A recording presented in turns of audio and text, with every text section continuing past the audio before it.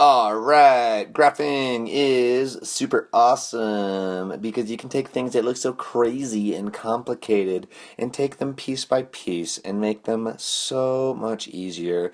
And you can go to a third grader and show them what you're doing, and they'll be like, I don't know what you're doing. But then afterwards, you could be like, hey, give me an x value.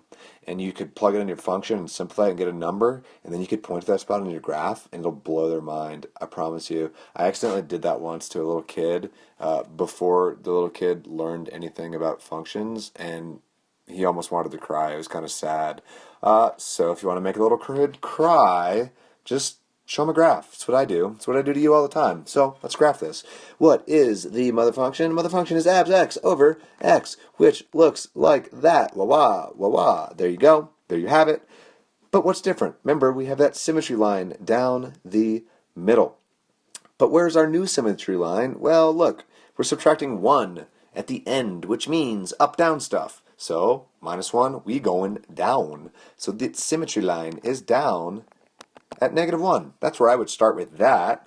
Well, what about this? What does that +3 with the x do? Well, that shifts everything to the left by 3.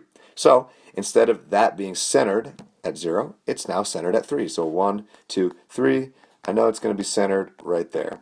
Are these asymptotes I'm drawing? No, they're not. They're just little reference lines to help me.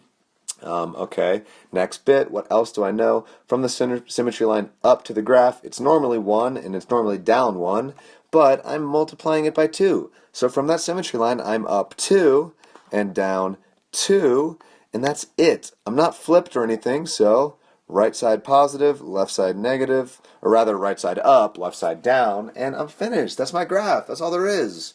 So let's do the domain.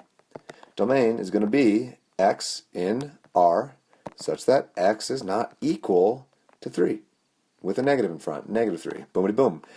Interval notation is going to be like, hi, I'm x, and I'm going to be in this interval from -infinity up to -3. Ugh, gross, run out of space. Union with this interval, -3 up to positive infinity.